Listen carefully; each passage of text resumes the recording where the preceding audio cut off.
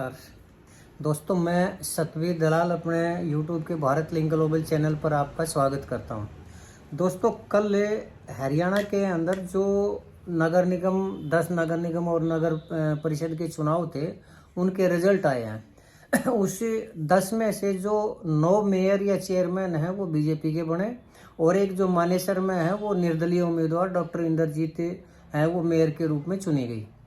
तो अगर बात मानेसर की करें हम डॉक्टर इंद्रजीत की, तो मैंने इस चुनाव को कवर किया था गुड़गांव और मानेसर में। तो ये पहले से ही मुझे दिखाई दे रहा था कि गुड़गांव के अंदर ये निर्दलीय उम्मीदवार ये जरूर मेयर का चुनाव जीत जाएंगी।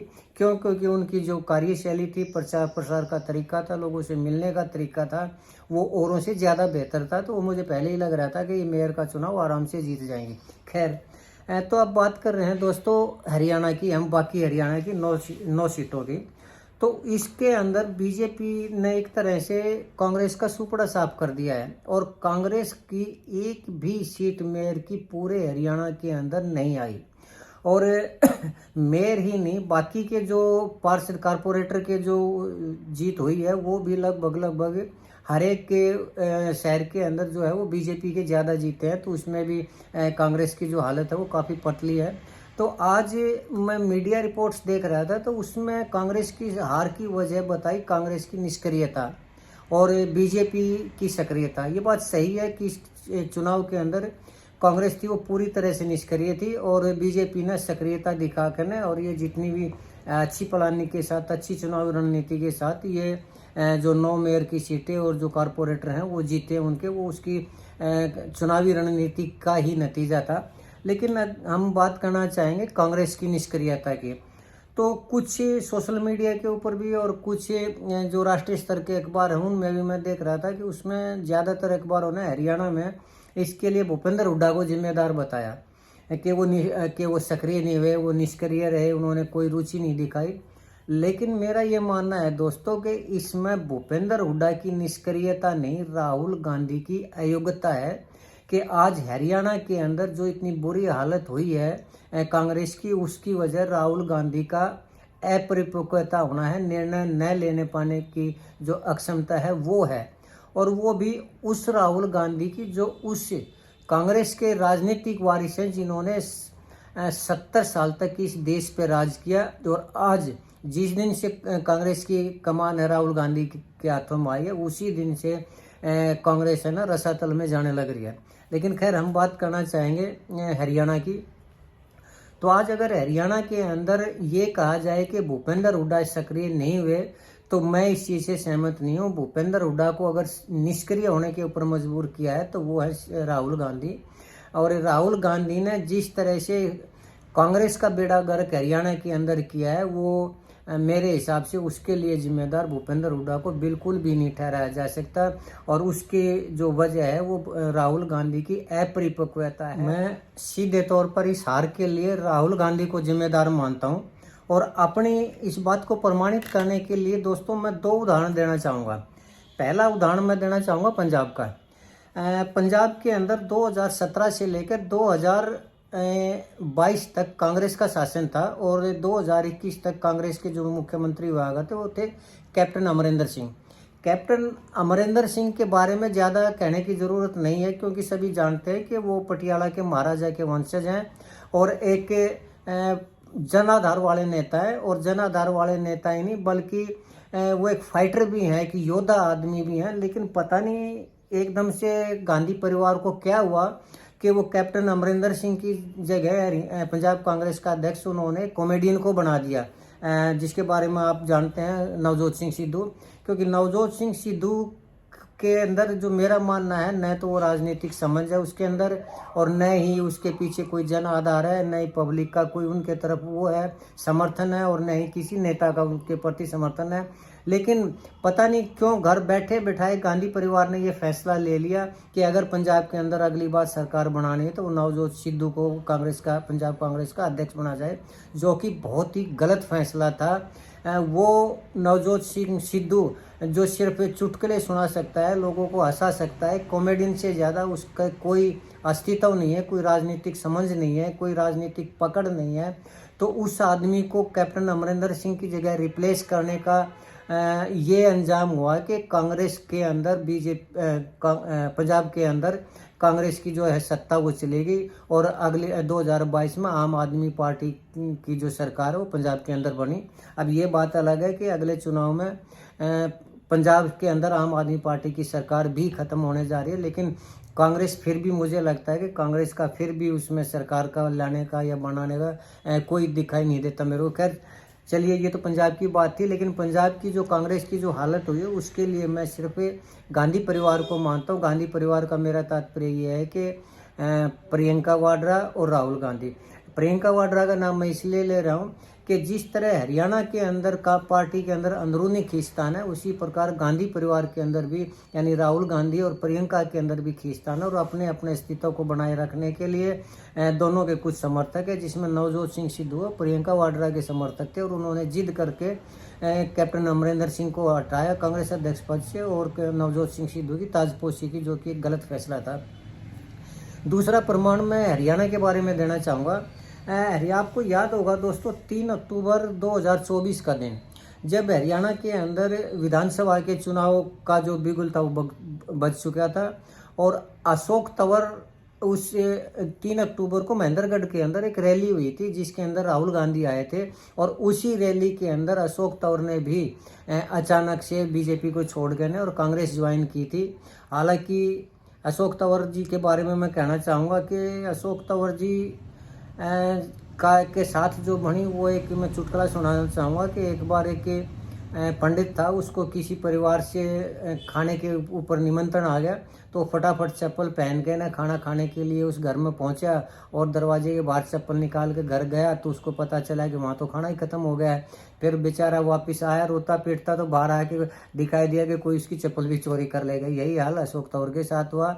बीजेपी में अच्छे भले वो थे, मेहनत कर रहे थे, उनका कद था, स्टार प्रचारक थे, लेकिन अचानक पता नहीं क्यों कांग्रेस के अंदर से उनको निमंत्रण मिला और भागे भागे कांग्रेस के अंदर आए और कांग्रेस का राज भी नहीं आया। वो वापस मतलब कांग्रेस को हार का सामना करना पड़ा और अशोक तंवर के साथ जो है मेरे हिसाब से उस पंडित वाली बनी। खैर चलिए, आज यहाँ अशोक तंवर की बात नहीं करें। मैं कह रहा था कि उसी रैली के अंदर, महेंद्रगढ़ रैली के अंदर, राहुल गांधी ने शैलजा के बारे में ये कहा था। शैलजा और जो भूपेंद्र हुड्डा की आपसी खींचतान थी, क्योंकि शैलजा ने इस इलेक्शन में जो उसने रोल अदा किया, जो घर बैठ के कोई प्रचार प्रसार नहीं किया और उसका एक ही मोटो हक था कि किसी तरह भूपेंद्र हुड्डा को हराया जाए, लेकिन किसी तरह मना कर राहुल गांधी ने उसको मना कर स्टेज पे लेके आए और स्टेज पे उसने शैलजा और हुड्डा के बारे में ये कहा था कि ये 2 बब्बर शेर हैं और बब्बर शेर जहाँ होंगे वहाँ पर लड़ाई होगी ही होगी। तो दोस्तों मैं आपको बता दूं कि मेरी नज़र में कुमारी शैलजा शेर तो बहुत दूर की बात है, एक पार्टी के अंदर एक लोमड़ी से ज़्यादा मेरे हिसाब से उसकी कोई वो नहीं है, ताकत नहीं है। और जितना मेरे हिसाब से अपने समुदाय के लिए या ऐसी के लिए या जिस कास्ट से वो आती है उसके लिए उसने सिवाय गद्दारी के कुछ भी नहीं किया। और रही बात भूपेंद्र हुड्डा से टकराने की, तो भूपेंद्र हुड्डा मेरे हिसाब से हरियाणा के कद्दावर नेता हैं और जन आधार वाले नेता हैं। उसके मुकाबले में कुमारी शैलजा कुछ भी नहीं है। यहाँ तक कि कुमारी शैलजा के अंदर इतनी ताकत नहीं है कि वो अपनी 2 सीट, अगर 2 टिकट उसके कहने से मिल जाए तो वो 2 आदमियों को चुनाव जिता भी सकें। और इस चुनाव में भी, विधानसभा चुनाव में भी ऐसा हुआ था कि उसने 1 या 2 आदमियों जो भी टिकट दिलवाई थी वो अपनी जमानत भी नहीं बचा पाए। तो ये हैसियत है कुमारी शैलजा की हरियाणा के अंदर, कांग्रेस के अंदर। लेकिन वो ये चाहती है कि आज भूपेंद्र हुड्डा पार्टी छोड़ दे और मैं हरियाणा की सीएम बनूं, जो कि संभव ही नहीं है। और यही वजह है कि पता नहीं क्यों राहुल गांधी या प्रियंका वाड्रा है वो उसको इतनी वजह दे रहे हैं और कुमारी शैलजा को जो इतनी तवज्जो दे रहे हैं, जबकि कुमारी शैलजा ही कहिए बल्कि एसआरके की जो तिकड़ी हुआ करती पहले, किरण चौधरी थी, जब उसने भी मुख्यमंत्री बनने के लिए दबाव डाला, जबकि उसकी खुद किरण चौधरी की भी इतनी हैसियत नहीं थी कि वो 2 सीटें भी जीता पाए। और रही बात रणदीप सुरजेवाला की, तो रणदीप सुरजेवाला ने इस इलेक्शन में सिर्फ अपने बेटे की सीट तक ही सीमित रहा। उससे ज़्यादा रणदीप सुरजेवाला की न कोई हैसियत है सीट जिताने की और न वो कोई जन आधार है उसका और न ही लोग उसकी सुनते हैं। भूपेंद्र हुड्डा की बात की जाए तो भूपेंद्र हुड्डा ने इस इलेक्शन में भी जो कि SRK की तिकड़ी, और मेरे हिसाब से तो कुमारी शैलजा थी, वो बीजेपी की स्लीपर सेल थी, इसी कारण से वो उसमें उस रोल प्ले भी उसने बीजेपी के पक्ष में ही किया था और कांग्रेस के लिए उसने कोई प्रचार प्रसार नहीं किया। लेकिन जहाँ तक भूपेंद्र हुड्डा की बात है तो जो 38 सीटें आई हैं वो भी भूपेंद्र हुड्डा की वजह से आई है, न कि राहुल गांधी की वजह से, न शैलजा की वजह से, न रणदीप सुरजेवाला की वजह से, न किसी और की वजह से। लेकिन आज स्थिति ये है दोस्तों कि आज कभी तो राहुल गांधी का ये स्टेटमेंट आता है कि कड़े फैसले लेने पड़ेंगे क्योंकि कुछ लोग बीजेपी के पक्ष में कार्य कर रहे हैं। रोजाना मीडिया में पढ़ते हैं कि कुछ सीनियर जो कब्जा जमाए बैठे हैं उनको बाहर का रास्ता दिखाया जाएगा। तो मेरा ये मानना है दोस्तों, अगर भूपेंद्र हुड्डा को कांग्रेस से बाहर किया जाता है तो जो पंजाब में कांग्रेस की हालत हुई थी ना, वो उससे भी ज़्यादा बुरी कांग्रेस की हालत हरियाणा के अंदर हो जाएगी। क्यों? क्योंकि जिस दिन भूपेंद्र हुड्डा को बाहर किया जाएगा उसी दिन भूपेंद्र हुड्डा अलग से पार्टी बना लेंगे और अगले इलेक्शन में किंग मेकर के रूप में उभर के मिलेंगे और कांग्रेस का कोई नाम लेने वाला नहीं बचेगा। जहाँ तक ये शैलजा और रणदीप सुरजेवाला ये इनकी इतनी हैसियत नहीं है कि वो कांग्रेस का प्रतिनिधित्व कर सके या कांग्रेस को जिता सकें या कांग्रेस को 2 सीट भी ये लोग जिता सकें। तो उनके दबाव में मैं नहीं समझ पा रहा है कि जो गलत फैसला पंजाब में लिया गया था वही गलत फैसला हरियाणा के अंदर राहुल गांधी लेने जा रहे हैं। और ये मीडिया में खबर आ रही है कि भूपेंद्र हुड्डा को बाहर किया जाएगा, दीपेंद्र हुड्डा को बाहर किया जाएगा।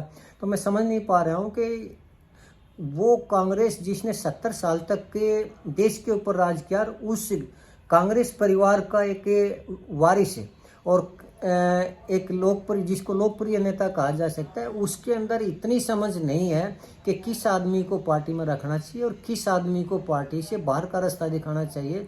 और यही कारण है कि राहुल गांधी ये चाह रहे हैं कि अब की बार शैलजा का या किसी और का अध्यक्ष बनाया जाए, पार्टी का अध्यक्ष बनाया जाए या नेता प्रतिपक्ष बनाया जाए।